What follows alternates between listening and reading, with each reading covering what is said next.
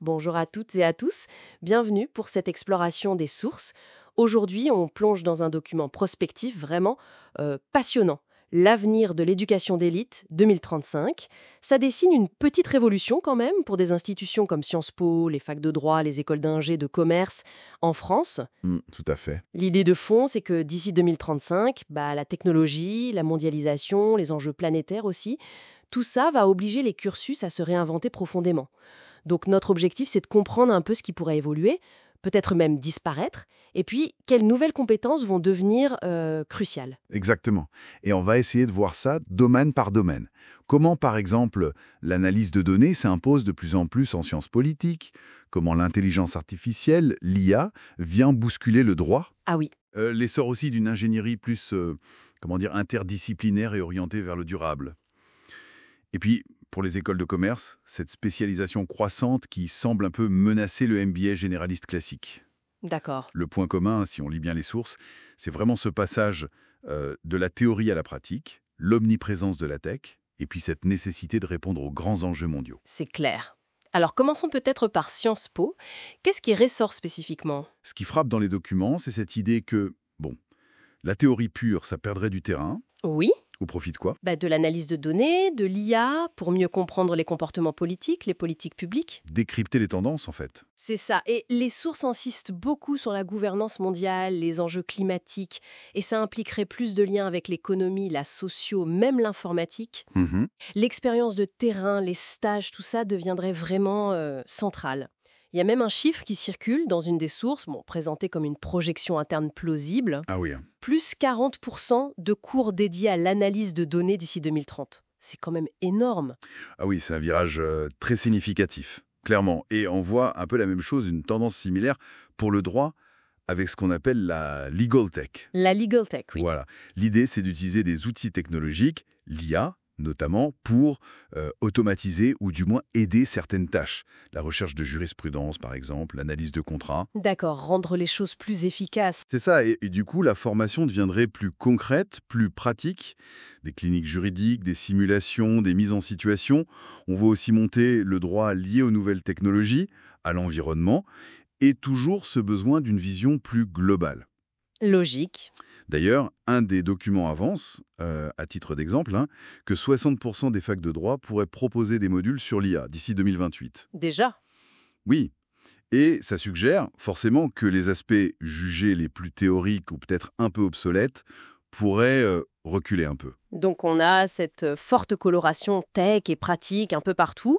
Qu'est-ce que ça donne pour les ingénieurs ? Alors, pour l'ingénierie, les sources pointent vers moins de silos, moins de disciplines traditionnelles vues de façon isolée. Peut-être, par exemple, moins d'emphase sur la mécanique classique pure et beaucoup plus d'interdisciplinarité. C'est-à-dire ? Le biomédical, l'ingénierie pour le développement durable, ce genre de choses. L'IA et l'IoT, l'Internet des objets, ces objets connectés seraient intégrés massivement apparemment. La collaboration avec l'industrie serait aussi renforcée. On cite l'exemple du modèle de Waterloo au Canada. Ah oui, ce modèle où les étudiants alternent études et stages longs. C'est ça. Et bien sûr, un accent majeur, vraiment majeur, sur la durabilité, les technologies vertes. Il y a une analyse, encore une fois, c'est une projection, qui suggérerait une baisse possible de 35% des cours de génie mécanique pur dans certaines écoles d'ici 2030. D'accord. C'est précis. Et les écoles de commerce alors ? Le fameux MBA, il est vraiment menacé ? Menacé, ce peut être fort, mais disons que les sources suggèrent qu'il pourrait perdre de son attrait. Le MBA très généraliste, j'entends. Face à quoi ? Face à des programmes beaucoup plus pointus, plus spécialisés. Comme ? Finances durables, entrepreneuriat dans le numérique, management de l'IA, des choses comme ça. L'apprentissage serait aussi plus expérientiel, comme on dit, basé sur des cas réels, des projets concrets menés par les étudiants. Moins de cours magistraux, plus de faire. Voilà. Et l'accent serait mis, sans grande surprise, sur l'IA, l'analyse de données, mais aussi sur la compréhension fine des marchés émergents, l'Asie notamment. Une projection citée indique que sa part dans le PIB mondial pourrait atteindre 52% d'ici 2050. C'est énorme ! Oui.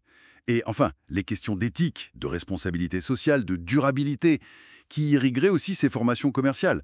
Une étude présentée comme fictive mais illustrative indiquerait que 70% des employeurs chercheraient en priorité des compétences en IA d'ici 2035. C'est fascinant de voir ces lignes de force qui traversent tous les domaines, hein.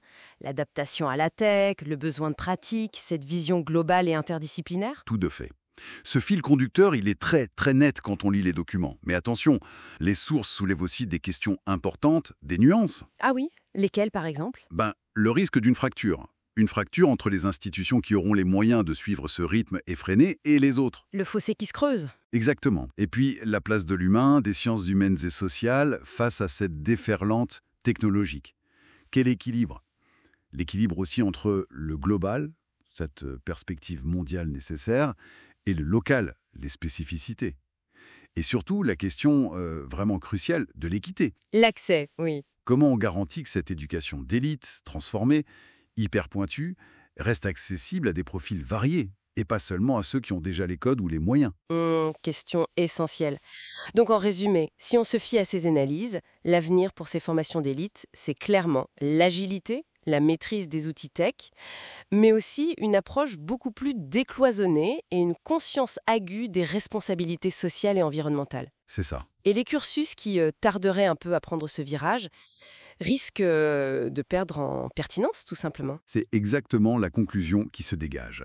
Et ça nous laisse peut-être avec une interrogation pour la suite, une réflexion à poursuivre. Oui. Au-delà de l'adaptation des programmes, qui est nécessaire, la question c'est « et » comment on s'assure que ces compétences de pointe, très orientées technologie, résolution de problèmes complexes, comment on s'assure qu'elles servent vraiment l'intérêt général? Et qu'elle reste accessible. Et qu'elles restent accessibles au plus grand nombre. Comment on évite de former, même sans le vouloir, une nouvelle sorte d'élite technocratique, peut-être un peu coupée du reste de la société? Voilà, s'assurer que ce savoir essentiel reste largement partagé, c'est sans doute là un des défis majeurs derrière toutes ces transformations annoncées. Une excellente question pour conclure cette analyse. Merci beaucoup. Merci à vous.